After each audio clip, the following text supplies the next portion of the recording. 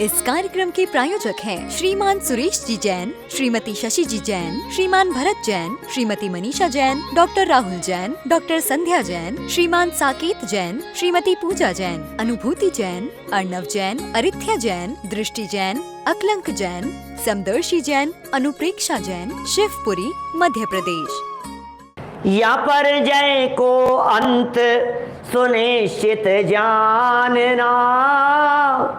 इस पर्याय का अंत समय आ गया है। ये पर्याय जाने वाली है, ये पर्याय छूटने वाली है। पता लग जाता है अपने को। अपने जब बुखार होता है तो अपने को पता लगता है या नहीं? क्या मालूम चलता है ना? बुखार होने वाला होता है तब भी पता लगता है या नहीं? क्या मालूम चल जाता है? होने वाला है, होने वाला है। पता नहीं, मेरे को ऐसा लग रहा है कि शायद कोरोना होने वाला था। पता लगता है क्या? पता नहीं, ऐसा लगता है मेरे को, ऐसा लग रहा है। पता नहीं, कोरोना तो नहीं है। फीलिंग में आ जाती है ये बात। ऐसे ही जिसका अंत समय आ जाता है उसको लगने लगता है अंदर से अब शायद बचने का समय नहीं है, अब शायद समय आ गया, अब शायद मुश्किल है। हो सकता है हमारा वो प्रेडिक्शन गलत भी हो। कई बार ऐसा भी हो जाता है, तभी हॉस्पिटलाइज होकर के वेंटिलेटर पर जाकर के भी वापस आ जाते हैं। ऐसा हो जाता है ना, क्योंकि फाइनल तो आयु कर्म के ऊपर निर्भर होगी स्थिति, वो तो अपने हाथ में है नहीं। इसलिए आचार्यों ने कहा है जब आपको लगे उस समय आप संलेखना की पूरी भावना भाते हुए तैयारी शुरू कर दीजिए। और साथ फिर बच गए तो प्रयोग संलेखना है ना, 12 साल तक की कही है। आप क्यों विकल्प करते हैं कि नहीं धीरे धीरे आपने ये छोड़ दिया, सब चीज़ें छोड़ दी और फिर स्थिति पलट गई? तो आप कंडीशनल छोड़ सकते हैं। आप छोड़ सकते हैं कि जब तक अस्पताल में हूँ तब तक के लिए छोड़ दिया है मैंने इन चीज़ों को। इस तरह से भी त्याग किए जा सकते हैं। देखिए आगे, चामुंड राय कृत चारित्र सार नाम का ग्रंथ है चरणानुयोग का, उसे आधार बना करके संलेखना का कुछ प्रकरण लिखा है। इन्हीं बातों को कैसे ली जाए, कैसे छोड़ा जाए, क्या छोड़ने का नाम संलेखना है, संलेखना किसे कहें, ये बात कोई व्यक्ति ऐसा नहीं समझ लेवे कि ये आज कहाँ से आए और हमारे बीच में क्यों संलेखना की चर्चा शुरू कर दी। क्या मीनू भाई, ऐसा तो नहीं कहोगे ना? क्या नहीं यार, ये जबरदस्ती संलेखना। समय सार की कोई गाथा ले लेते, 4 दिन के लिए आए थे, हम तो कोई गाथा सुन लेते आपसे। ये क्या संलेखना लेकर के बैठ गए कि नहीं, समय सार की गाथा भी तब काम आएगी जब ये संलेखना का प्रकरण समझ में आएगा। क्या आप समय सार की गाथा को कब याद करेंगे? आपको पता तो होना चाहिए कब उस गाथा को याद करना है। समय सार तो दवाई है। मैं दवाई कह करके अपमान नहीं कर रहा हूं, भव रोग की दवाई है, ऐसा समझना। क्या ये दवाई है, लेकिन इस दवाई का उपयोग कब करना ये भी तो पता होना चाहिए। ये दवाई कब काम आएगी? मैंने वो इंस्टेंट वाली दवाई की बात कही है, बीपी की, हार्ट की, इस तरह की डॉक्टर बतलाते हैं ना, कुछ अचानक कुछ ऐसा लगे तुरंत इसको रख लेना। बच जाओगे आप। जेब में रखते हैं लोग, हो सकता है यहाँ भी अभी 2-4 लोगों की जेब में होगी। क्या है आपकी जेब में? देखो क्या ऐसा ऐसे ही कह रहे। अब वो दवाई आपके पास जेब में है, एक दवाई मैं दे रहा हूँ जेब में रखने के लिए। क्या है? दिल में रखने के लिए, जेब में नहीं। क्या जेब में रखोगे शर्ट उतार दोगे रह जाएगी? दिल में रखना है इस दवाई को। कौन सी? संलेखना वाली को। बोले कैसे रखना? अरे ये जो है अचानक कभी भी परिस्थिति बन सकती है। सड़क पर चलते चलते अभी हम गाड़ी से आ रहे थे, एक व्यक्ति का पैर गाड़ी के नीचे आ गया। क्या अब वो तो समझता नहीं, हमारा भी तो आ सकता है, किसी का भी आ सकता है ना। एकदम पैर फिसला और अचानक गिरे और हमें ऐसा लग सकता है कि अब तो जीवन संलेखना। देखो कैसे करें संलेखना। कुछ प्रकरण दिया है, 4-5 लाइन की संस्कृत है, पढ़ देता हूं, सुन लेना बस, कान में पड़े। आचार्यों के शब्द हैं, फिर अनुवाद पढ़ेंगे उसका। बाह्यस्य कायस्य अभ्यंतराणाम कषायाणाम तत्त कारण हापमया क्रमेण सम्यक लेखना संलेखना। उपसर्गे दुर्भिक्षे जरसि निहि प्रतिक्रियायाम धर्मार्थम तनुस्त्यजन संलेखना। ततो नित्य प्रार्थित समाधि मरणे यथाशक्ति प्रयत्नं कृत्वा शीतोष्णाद्युपश्लेषे सती तपस्यो यथा शीतोष्णादौ हर्ष विषादम न करोति यथा सल्लेखनाम कुर्वाणाम शीतोष्णादौ हर्ष विषादम अकृत्वा स्नेहम रागम वैराधिकम परिग्रहम च परित्यज्य विशुद्धि चित्तः स्वजन परिजने क्षंतव्यम निशल्यम च प्रिय वचनैर्विधाय विगतमान कषायः कृतकारितानुमतम एनः सर्वं समालोच्य गुरौ महाव्रतम आमरणम आरोप्य रति दैन्य विषाद भय कालुष्यादिकम अपहाय सत्वोत्साह मुदिये श्रुतामृतेन मनः प्रसाद्य क्रमेणाहारम परिहाय तनः स्निग्धपानम तदनंतरम खरपानम तदनुपचोपवासम कृत्वा गुरौ पादमूल पंच नमस्कार मुच्चारयन् पंच परमेष्ठिनाम गुणान् स्मरन् सर्वयत्नेन तनुं त्यजेदियम सल्लेखना संयतस्यापि। देखो क्या कहते हैं, क्या कहा है साहब, क्या बोल दिया आपने, क्या पढ़ दिया, सुनो क्या कह रहे हैं। सल्लेखना की विधि बतलाइए, सल्लेखना की प्रक्रिया बतलाइए, प्रोसेस बतलाइए, किस तरह से सल्लेखना की दिशा में बढ़ना चाहिए। बाह्य तो काय का और अभ्यंतर कषायों के निमित्त कारणों का क्रम से क्रश करना, इसी का नाम सल्लेखना कहा है। शरीर का भी और अभ्यंतर जो कषायें हैं उनके निमित्त कारणों का क्रम से क्रश करते जाना। कषाय की जो निमित्त कारण दिखाई देते हैं, कषाय के उन निमित्त कारणों से छूटने का प्रयास करना। शरीर से भी शरीर के प्रति ममत्व तोड़ते चले जाना। जहां जहां कषाय उत्पन्न होने के साधन दिखाई देते हो उनसे बचने का प्रयत्न करना। जहां आपको ऐसा लगता हो कि यहाँ कषाय होने की संभावनाएं हैं, दूर हटो इससे। जहां लगता है झगड़ा होने की संभावना, मत करो ना, शिक्षा दे रहे हैं। ऐसे कारण मत मिलाओ ना जिनसे झगड़ा होता है। क्या जहां आपको ऐसा लगता हो कि विवाद का कारण बन रहा है, देवीलाल जी साहब, जब घर में ऐसा प्रसंग बन रहा हो, बच्चों के साथ में, बहुओं के साथ में, वाइफ के साथ में, परिवार वालों के साथ में, ऐसे ऐसे होता है ना, भाई भाई के साथ में कोई ऐसा प्रसंग बनता हो जो कषाय का कारण बनता हुआ दिखाई देता हो, अरे कषाय के कारण मत बनने दो। क्या करोगे आप? ये कषाय दोनों को नुकसान पहुंचाने वाली है, दोनों को नुकसान पहुंचेगा इससे। हमें भी नुकसान पहुंचेगा और उन्हें भी नुकसान पहुंचेगा और जीवन बर्बाद चला जाएगा।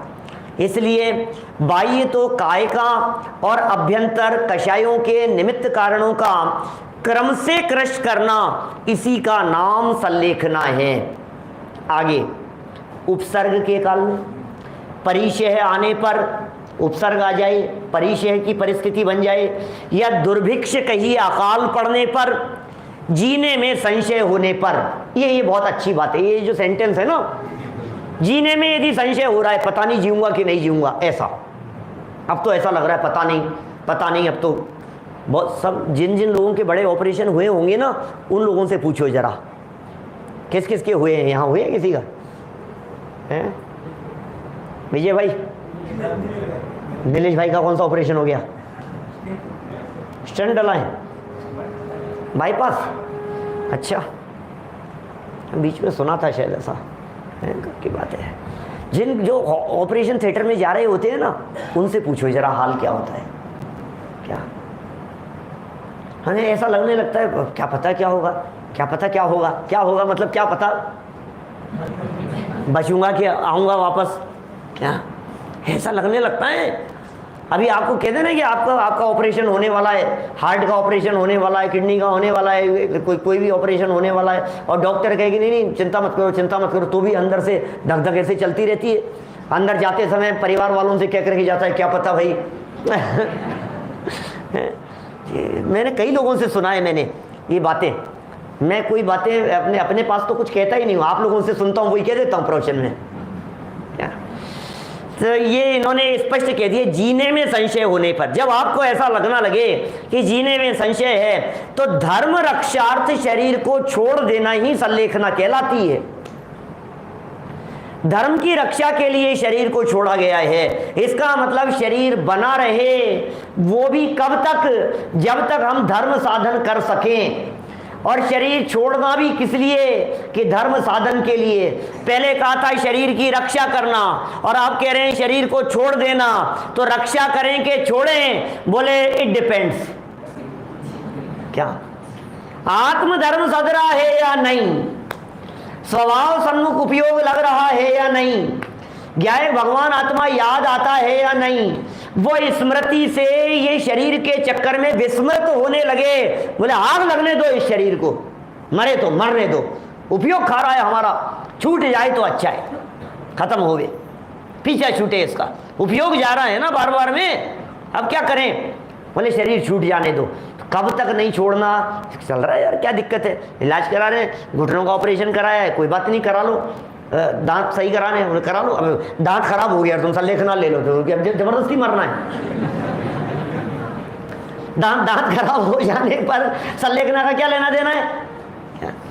नहीं नहीं साहब, मेरे से तो खाया नहीं जाता, अब तो पता नहीं मैं तो खा पाऊंगा या नहीं खा पाऊंगा, अब तो मर जाता हूँ मैं, क्या दांत खराब हो गए मेरे। बोले नहीं नहीं ऐसा नहीं है, जब तक कोशिश हो सके तब तक आप सल्लेखना नहीं लेंगे। धर्म की रक्षा जहाँ नहीं होती जाने, वहाँ शरीर छोड़ देना ये सल्लेखना कहलाती है। व्रतियों के व्रत धारण करने का फल समाधि मरण होता है। जितने भी व्रती हैं, प्रकरण संयम प्रकाश ग्रंथ था, इसलिए प्रारंभ से ये चल रहा था। लाइफ स्टाइल कैसी होनी चाहिए एक आराधक व्यक्ति की?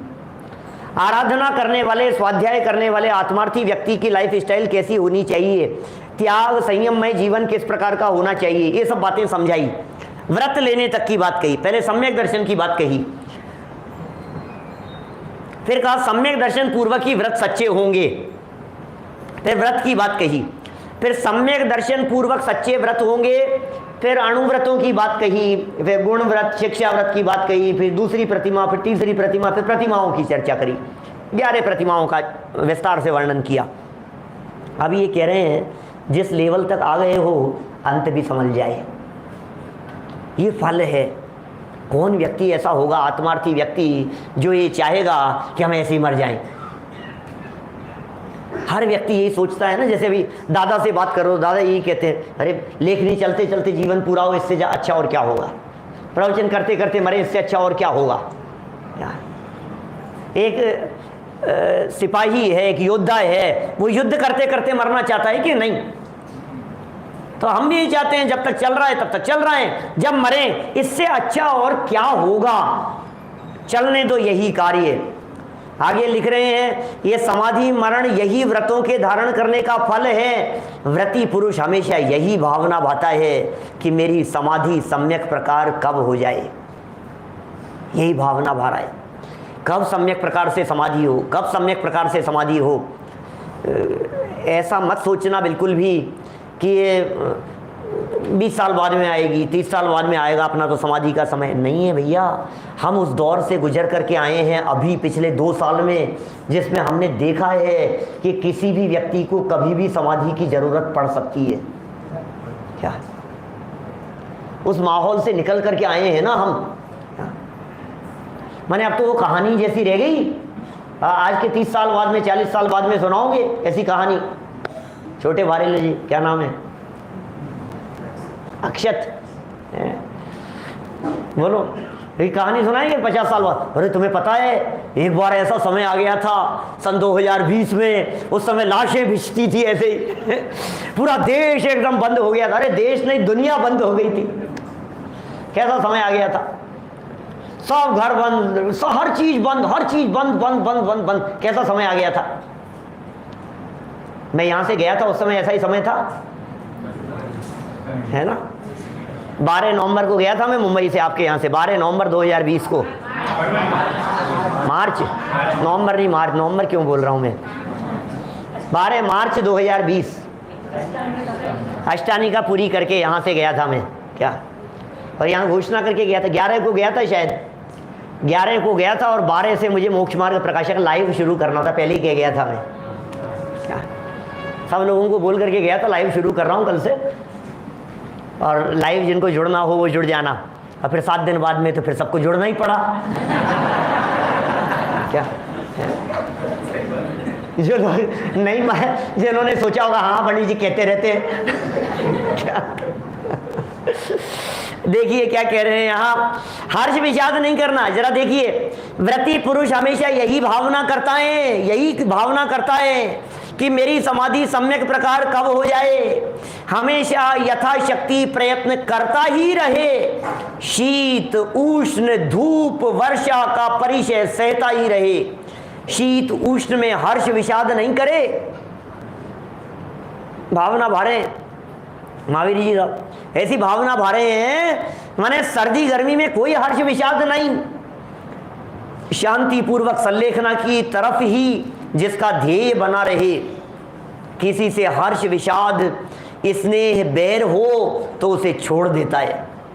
हर्ष नहीं, विषाद नहीं, स्नेह नहीं, बैर हो, किसी से दुश्मनी हो, सबसे क्षमा कराऊं, है ना, बस सबसे क्षमा भाई साहब। अरे हमारे हृदय में किसी के प्रति कुछ नहीं है, किसी के प्रति कोई बैर भाव नहीं है, किसी के प्रति दुश्मनी का भाव नहीं है। अरे हमारी किसी से किसी प्रकार की कोई नाराजगी नहीं है, किसी प्रकार का किसी से हमारा कोई बैर विरोध नहीं है, अरे कोई मनमुटाव नहीं है किसी से। ऐसी भावना होती है, अंत समय में होनी चाहिए। इन कषायों को लेकर के कहाँ जाएंगे, और यदि गलती से लेकर के चले गए तो फिर हमें पुराण दिखते हैं, 10-10 भवों की कहानियां,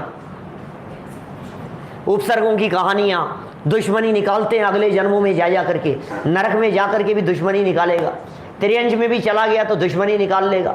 कौन किसको मार रहा है, कौन किसको मार करके फाड़ करके खा रहा है, दुश्मनी निकाल रहा है अपनी। अरे भैया इस दुश्मनी को पालना नहीं है, ये बैर है, ये जितना जल्दी छूट जाए उतना अच्छा है। अकेला बैर नहीं, स्नेह भी। अब बैर तो सब छोड़, अब देखो संलेखना समाधि मरण की तैयारी करने वालों को जरा देखना, जरा दिल पर हाथ रख करके देखो, सोचो जरा, हम संलेखना के बारे में क्या सोचते थे। हम यही सोचते थे कि मैं किसी से दुश्मनी नहीं हो, नाराजगी नहीं हो, गुस्सा नहीं हो, मैं सबसे क्षमा मांग लूँ, सब मेरे से क्षमा मांग ले, मैं बस बस ऐसे सब अच्छा अच्छा सब यही ना। लेकिन स्नेह नहीं हो, क्या स्नेह नहीं हो क्या? आपका यदि पंडित जी से भी स्नेह रहेगा ना तो काम नहीं चलेगा, समाधि नहीं हो पाएगी। आपको ये दे रहा नहीं ये पंडित जी नहीं, पंडित जी तो बिगड़ गई तुम्हारी समाधि। आत्मा को छोड़कर यदि आपको पंच परमेष्ठी भी याद आ रहे हैं तो वो समाधि सफल नहीं है। मैं बिगड़ गई नहीं कह रहा हूं, ध्यान देना, बिगड़ गई नहीं कह रहा हूं। पंच परमेष्ठियों के स्मरण में, नमोकार मंत्र के स्मरण में समाधि बिगड़ेगी नहीं, लेकिन जैसी सफल होनी चाहिए थी क्या वैसी सफल नहीं होगी क्या? माने क्योंकि वे पंच परमेष्ठी क्या कह रहे हैं, अभी इसमें पंच परमेष्ठियों की शरण की बात कहेंगे। गुरुओं के पास में जाओ, पंच परमेष्ठियों के पास में जाओ, पंच नमस्कार मंत्र का स्मरण करो, अंत समय में उसका ध्यान करो। लेकिन पंच परमेष्ठियों को स्मरण किया, पंच परमेष्ठियों के पास में गया और उन्होंने क्या बताया कि ठीक है तू हमारे पास में आया है, लेकिन भाई तेरे सच्चे सुख का रास्ता तो तेरे ही पास में है। क्या मुनिराज क्या बताएंगे, अनंत भगवान क्या बतलाएंगे, उनके उपदेश में क्या बात आएगी? देखो आगे क्या क्या बातें लिखते हैं। ये स्नेह वैर हो उसे भी छोड़ देता है और परिग्रह का परित्याग कर देता है, अपने चित्त को शांति पूर्वक रखता है, स्वजनों और परिजनों को शांत कर देता है, जिन बातों की शल्य होती है उसकी भी निवृत्ति कर लेता है। ये सब समाधि की तैयारी चल रही है। जिसकी शल्य होती है उसकी भी निवृत्ति कर लेता है और सबको मधुर प्रिय वचनों से संबोधन करके, या किसी से मान कषाय हो गई हो तो उसको कृतकारित अनुमोदन सहित छोड़ देता है। गुरुओं के पास अणुव्रतों से महाव्रत धारण करता है। ये सब संलेखना चल रही है, ये सब समाधि मरण चल रहा है। ये पूरा प्रयास है क्या क्या छोड़ना है। क्या शत्रु अगर कोई हो संतुष्ट उनको कर दूं, समता का भाव धर कर सबसे क्षमा कराऊं। बोलो कितनी स्पष्ट बात हो गई है। शत्रु अगर कोई हो संतुष्ट कर दो उनको। भैया तुम का किस बात की नाराजगी है, हमसे क्या हो गया है, संतुष्ट कैसे होगा, शत्रु कैसे संतुष्ट होगा भाई साहब? शत्रु भी कभी संतुष्ट होते हैं क्या? हमारा दुश्मन हमारे से कैसे संतुष्ट होगा? हम झुक गए और वो संतुष्ट हो गया, और क्या है? हम उसके आगे झुक गए तो वो संतुष्ट हो गया, इतना ही काम है, और चक्कर नहीं है ज्यादा। क्या देहांत के समय में तुमको न भूल जाएं, ऐसी समाधि होती है। और देखिए क्या क्या शल्य थी जिन बातों की, उन सब से निवृत्ति कर लेता है। और सुनो, सबको मधुर प्रिय वचनों से संबोधन करके, मधुर वचनों से संबोधन करो, प्रिय वचनों से संबोधन करो। ये कहना चाह रहे हैं जिनका बुढ़ापा आ गया है। वैसे बुढ़ापा किसी का आता नहीं है, क्योंकि कोई मानता ही नहीं है कि मैं बूढ़ा हो गया। क्या 60-70 के आसपास जो पहुंच गए हैं, 70 के नज़दीक जो पहुंच गए हैं उल्लास भाई, क्या तो ये कह रहे हैं बुढ़ापा यदि आ गया है, लगता हो ऐसा, आप तो जवान हो, वैसा आपको नहीं कह रहा हूँ। नहीं सच में, अभी कौन कहे 70 साल, अभी मालूम चला 70 के हो गए, 70 के हो गए। 70 वो गुजराती वाला 70 तो नहीं है? गुजराती वाला 70-17 होता है ना? 17 जैसे लगते हैं। अभी भी इतना उत्साह है, इतनी सक्रियता है। बहुत प्रिय वचनों से, जिनकी उम्र बढ़ गई हो उनको अत्यंत प्रिय वचनों का प्रयोग करना चाहिए, बस ये कह रहे हैं। लेकिन बोलते बहुत ज़्यादा हैं, बड़बड़ाते रहते। घर में बुजुर्गों से सब परेशान रहते हैं। घर घर की हालत ऐसी है, सबको ऐसे लगता है यार ये बोलते ही रहते हैं, ये बड़बड़ाते ही रहते हैं। कहीं एक कोटेशन पढ़ा था कहीं, पता नहीं बहुत पहले, ऐसा कुछ वाक्य था वहाँ, घर के बुजुर्गों की दशा तो इस तरह की होती है कि घर के छत पर लगे हुए टीन की तरह, टीन बारिश में, बरसात में, आवाज में, सब वो खड़ खड़ खड़ खड़ बजता रहता है, जब देखो तब। क्या ऐसी हालत होती है। लेकिन ध्यान रखना, आंधी तूफान और बरसात ओलों के काल में बचाता भी वही है। क्या माने भले ही वो कितना भी बड़बड़ा रहे हो, बोल रहे हो, लेकिन संरक्षण भी वे आपको प्रदान कर रहे हैं। माने उनका संरक्षण है, उसे कभी नहीं भूलना चाहिए। क्या करते हैं, अरे जब देखो तब चिल्लाते ही रहते हैं, टोकते ही रहते हैं किसी भी काम के लिए। मंदिर नहीं आते हो, मंदिर नहीं आते हो, प्रवचन नहीं सुनते हो। ये संजीव जी ने क्या चालू कर दिया ऑनलाइन, ये पीछे पड़ गए घर वाले। जब देखो तब ये सुनना, ये सुनना। ये विजय भाई है, ये दादर वाले, ये अपने बच्चियों को भेजते रहते हैं, ये सुनना, ये जिस दिन कोई मैटर हो ना, ये आज का जरूर सुनना, और टाइम लिख करके भेजते हैं, इतने टाइम से लेकर इतने टाइम तक सुनना, लिंक भेजने के बाद में। कभी कभी पता वो तो नहीं होंगे ऐसे आपके बच्चे तो, लेकिन ऐसे दुनिया में बहुत होंगे जो कहेंगे यार ये फिर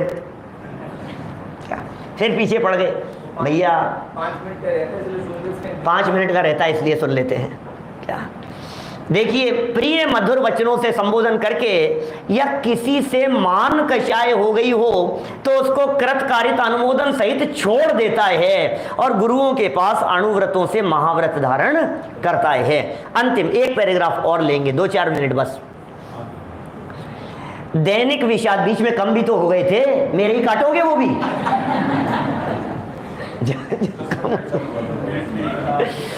जब नेटवर्क नहीं था क्या, तो मेरे थोड़ी ना कटेंगे क्या। देखो, दैनिक विषाद, भय, कलुषपना जो पहले हुआ हो, उनको आलोचना पूर्वक छोड़ देता है। इस कार्यक्रम के प्रायोजक हैं श्रीमान सुरेश जी जैन, श्रीमती शशि जी जैन, श्रीमान भरत जैन, श्रीमती मनीषा जैन, डॉक्टर राहुल जैन, डॉक्टर संध्या जैन, श्रीमान साकेत जैन, श्रीमती पूजा जैन, अनुभूति जैन, अर्णव जैन, अरिथ्या जैन, दृष्टि जैन, अकलंक जैन, समदर्शी जैन, अनुप्रेक्षा जैन, शिवपुरी, मध्य प्रदेश।